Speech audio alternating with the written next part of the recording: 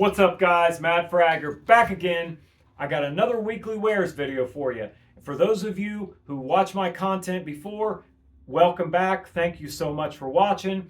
For those of you who are new to the channel, please consider subscribing or following me. I would really appreciate that. I'm going to do another weekly wares video here where I review all the fragrances I wore for the past week and kind of just share with you briefly what I think about them. For Sunday, I wore Detour Noir by Al Haramain. There's a lot of clones out there of Parfum de Marly's Layton. A lot of fragrances out there that are inspired by this DNA, that DNA. And for me, I know that there's some more recent interpretations of Layton out there, but I've just stuck with this one. I've had this one for over a year, and when I want to experience the Layton DNA, this is the one that I go with, and this is the one that I stick with. This is a tried and true fragrance that's inspired by the Layton DNA, and I love it. Spicy, woody vanilla, and great for cool weather. Like right now in Ohio, we're at that time of year where just about every day is brisk and cool. And as I start to kind of pull out a lot of these more deeper, richer kind of cool weather style fragrances, this is one that I like to wear quite often in the cool weather. It's great. It performs really well. And I think that it is a really close interpretation of Parfum de Marly's Layton for a budget price. So that's Layton by Al Haramain. For Monday, I decided to go with something a little more on the classy, kind of gentlemanly side. And as far as I'm concerned, this one here is one of the better representations of clones, if you will, that I have in the collection, and that's Woody Oud by Maison Alhambra. And they did a great job on this one at hitting that Tom Ford Oud Wood DNA. And it's a classy, really versatile fragrance, but I feel like it comes off of your skin really well in the cool weather. I do like to wear this one in cool weather, although, as I said, it is a really versatile fragrance. And this is one that I just can't see a lot of people not, liking this and feeling like this is a really pleasant, it's a really wearable oud. You kind of get what you see, some really deep, rich woods and oud, and very wearable as far as an oud fragrance goes. That's Woody Oud by Maison Alhambra. Really, really good fragrance there, guys. Next up, we got one that I'm sure everybody is going to recognize and everybody's going to be familiar with. Gets a lot of hype in the community, and it has for a long time, and for good reason, and that is Lattafa's Camera. I picked this one up like back when it first came out, before it started getting, all the attention that it has gotten, and it's well-deserved attention. This one is kind of representative of Angel's Share by Kilian. I wouldn't necessarily go so far as to call it a clone. It is inspired by the Angel's Share DNA, but it's doing some different kind of things, and I love what it does. It's very sweet, very, very good, spicy, sweet fragrance for the cool weather. And you really, really would be hard pressed to find a fragrance that performs better and the scent profile is more beautiful and just gorgeous than this for cool weather. Lattafa's Camera is a good one. I know that they have a newer flanker out with the added coffee note to it. I don't have that one yet. But as far as I'm concerned, this one here, the original Camera, especially after you have this for a while and it has a chance to sit and macerate for a good bit, this one is hard to beat for cool weather. And if you like, really sweet kind of fragrances that have a lot of depth and a lot of richness to them, this one is hard to beat. This is a great evening fragrance, great date night fragrance, a good one for you're going out to dinner with like your family or something. Yeah, this one, it's really hard to beat Camera, and the performance is great.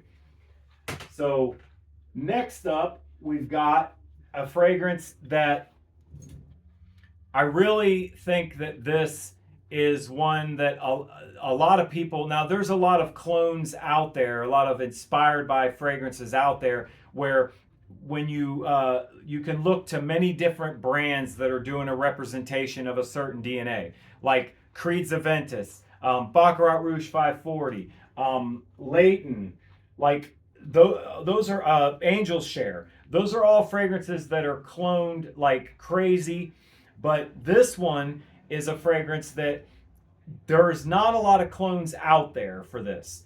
And this one, luckily, does a fantastic job on this fragrance. Now, even though I've never gotten my nose on the fragrance that this is inspired by, which is Mugler's Pure Malt, I still think that standalone, this is a beautiful, good fragrance for cool weather that has a nice booziness to it and a little bit of a kind of an orange feel.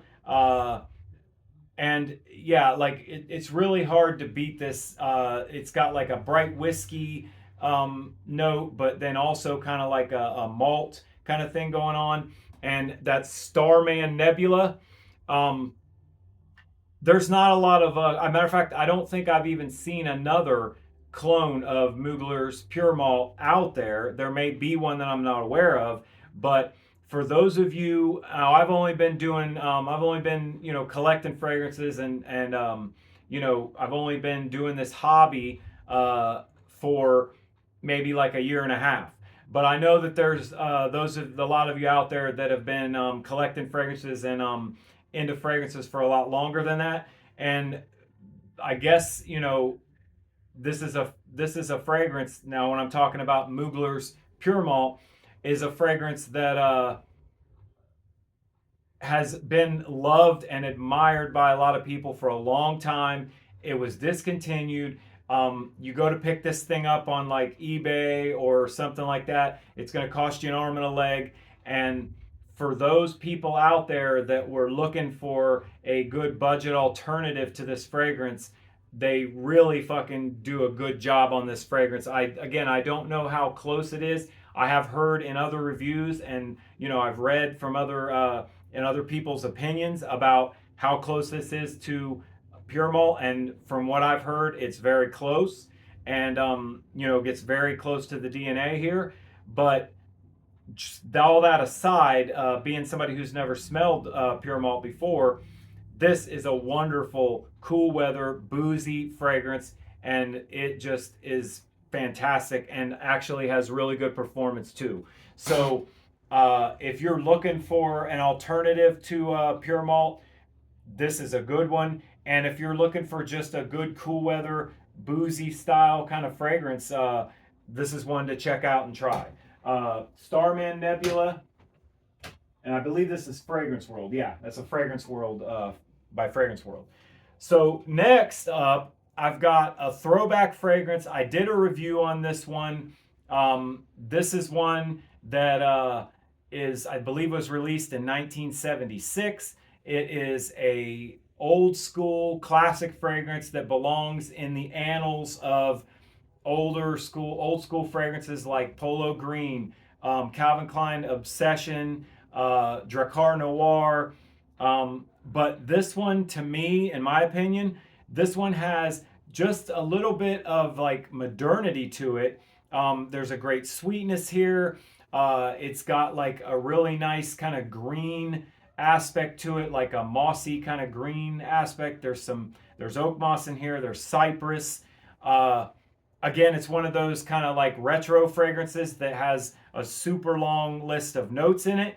But what you're going to get here is a classic old school style of fragrance that has a little bit of modernity to it. It's a little more like wearable in a more modern setting, because there's a lot of great sweetness, and the way that the green notes are used in here is really nice. Unfortunately, it doesn't perform all that well, to be honest. This has got maybe like 3 to 4 hours of performance, but as I've said before, a fragrance doesn't have to be an all-day wear monster performer to be worth wearing and to be worth picking up. And you can pick this up for about $15. And you know, for a lot of you out there, this is going to be a lot of nostalgia, even though it is a reformulated version of the original fragrance.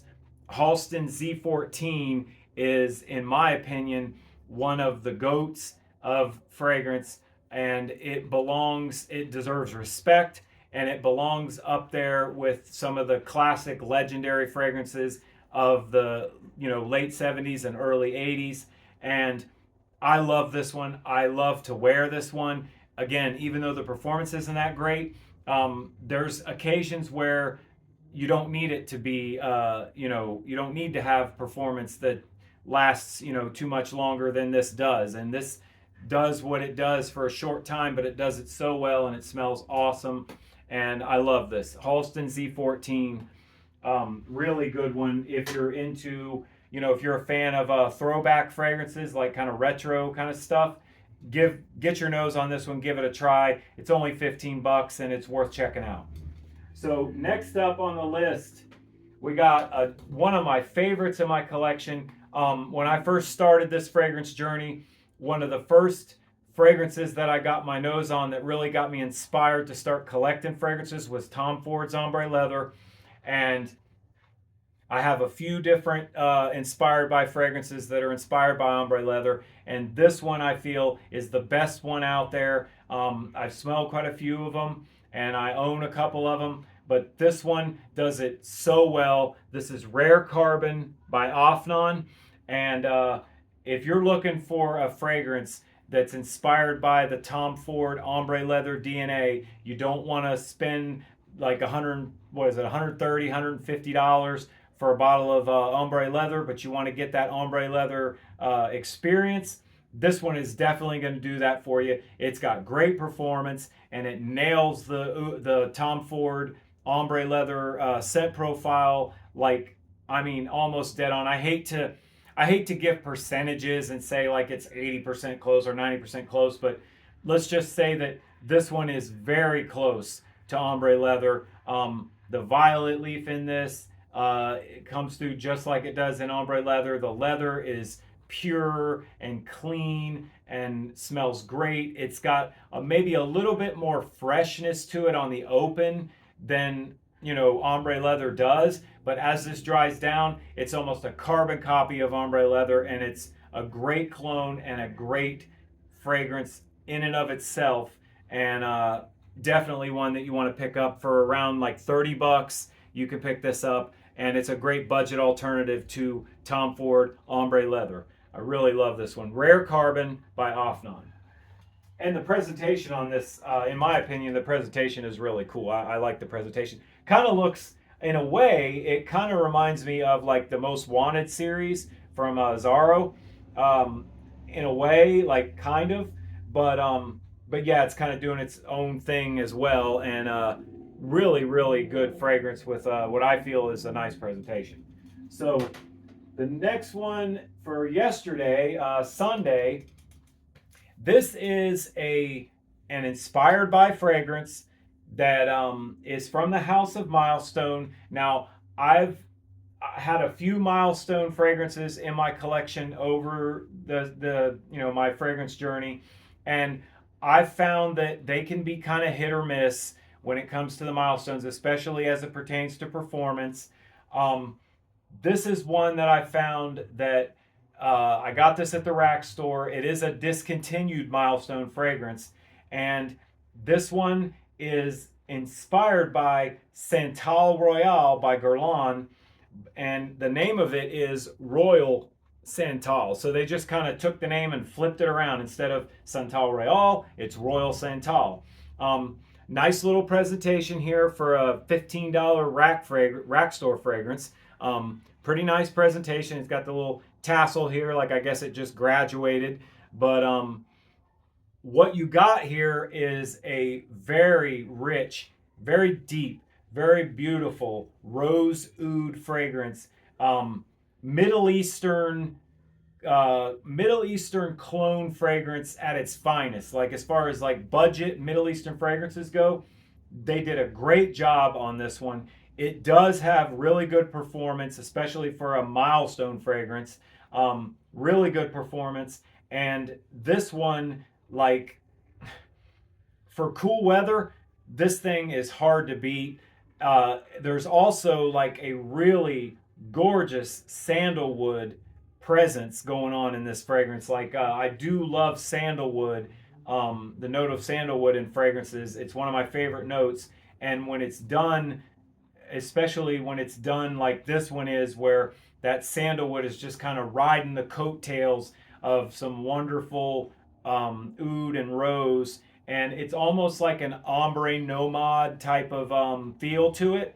Like the DNA here is kind of similar to ombre nomad, and again for a milestone fragrance that's a $15 rack store pickup, I was really impressed by this. I really like this one a lot, and I love wearing this one in cooler weather. It's definitely a cool weather fragrance. Like you know, this is one that I kind of wait for the weather to get cold to wear, because that's really the best and most appropriate time to wear this one. But man, if you guys can find this one, if you can get your hands on this, it's a milestone fragrance that's worth picking up, and it's a really good fragrance that I've never smelled.